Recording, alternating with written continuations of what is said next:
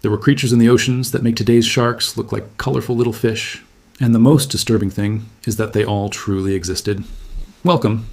I am Professor Fauna, and today we are going to talk about the most impressive extinct marine predators that have inhabited this planet.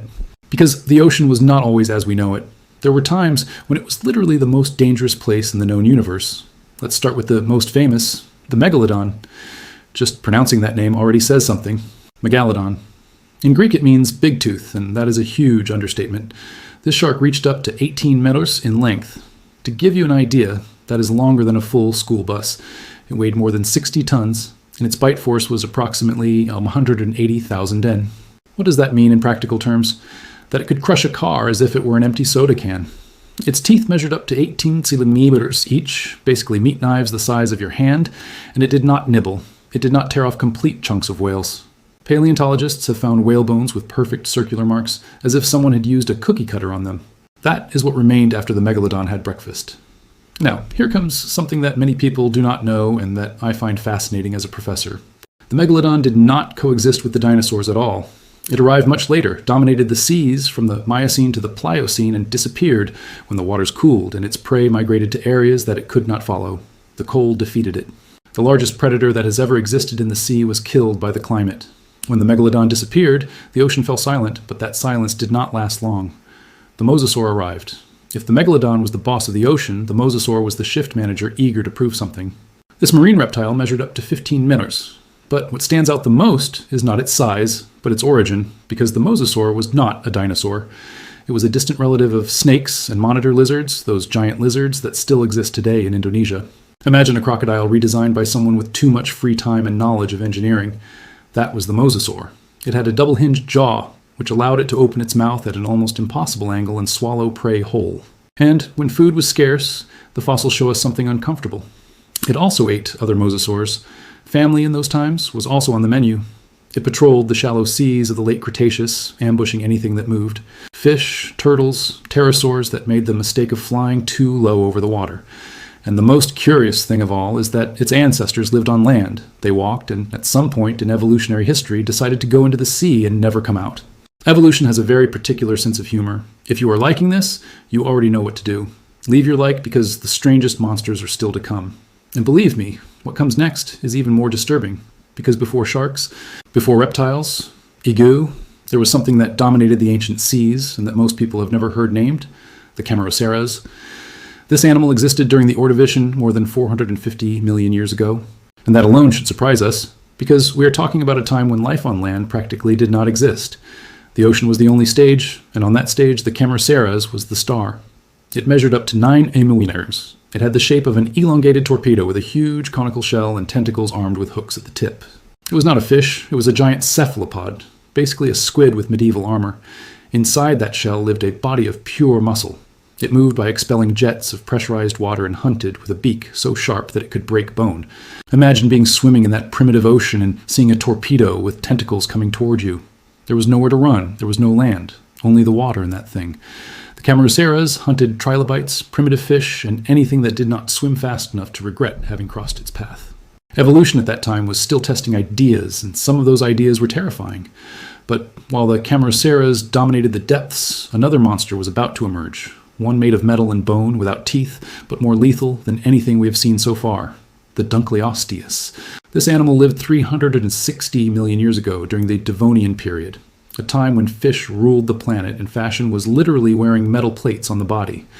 The Deadliest measured between 6 and 10 meters and did not have conventional teeth. Instead, it had bone plates sharpened like guillotine blades. Its jaw closed in a 20th of a second. The bite force exceeded 6,000 newts. Scientists calculate that it could split a shark in half as if it were paper. It did not chew, it guillotined. Its fossilized armor looks forged by an angry blacksmith full of plates and scars from ancient battles. When the Deadliest went extinct, the seas were left without that armored tank, but evolution did not rest. In fact, next it did something that no biologist could have predicted. Evolution does not always seek elegance. Sometimes it just wants to see what happens. And what happened with the Helicoprion is the clearest proof of that. And this prehistoric shark lived during the Permian period, about 290 million years ago, and measured around 6 men. Up to there, nothing extraordinary. The extraordinary thing was inside its mouth, because the helicoprion had in its lower jaw a perfect spiral of teeth, a spiral like a circular saw rolled inward. For decades, paleontologists did not know what to do with that fossil. Some thought the spiral was in the nose, others said it was the dorsal fin. No one agreed because no one had seen anything like it in the history of life. Finally, with more recent studies, it was determined that it was inside the mouth, functioning as a conveyor belt of pain. The helicoprion did not bite like a normal shark, or wrapped its prey through the spiral and sliced it while it rotated. It sounds completely absurd, and it worked. For millions of years, it worked perfectly. That is what seems most valuable to me about studying these animals. They remind us that nature does not follow any manual. It tries things, discards, tries again, and sometimes the strangest experiment turns out to be the most successful. But if the helicoprion was the strange experiment, the next animal was the masterpiece, the thalassemodon. Its name means the Lord of the Sea, and it is not exaggerated. This marine reptile from the Cretaceous measured up to 12 millipores in total, but what impresses most is that 6 of those meters were neck. Half of its body was neck. Basically, it was a sea serpent built by a perfectionist with too much budget. But be careful, because here comes something that contradicts what most imagine. The thalassemodon was not agile or fast, it was patient. It floated almost motionless in the water, and its long neck allowed it to bring its head close to schools of fish without moving the rest of its body. It hunted in silent mode, absolute stealth, and when it attacked, it did so like a spear. It did not chew, it swallowed whole. Fossils reveal something even more interesting. In its stomach, small stones were found. They are called gastroliths. Scientists believe that it swallowed them intentionally to help its digestion or to regulate its buoyancy in the water. A prehistoric animal that solved physics problems with stones. That, for me as a professor, is extraordinary. If you made it this far, do this channel a huge favor. Share the video. There are people who love animals and natural history, and this content is made exactly for them. Help us reach more people. Now then, not all the giants of the prehistoric ocean were violent predators, and that is something that genuinely seems beautiful to me about nature. The Leadsichthys, while everything we have seen so far had jaws, claws, or spirals of death. This fish simply ate plankton. It was a giant filter feeder, similar in behavior to the modern whale shark, but of proportions that still generate debate among scientists.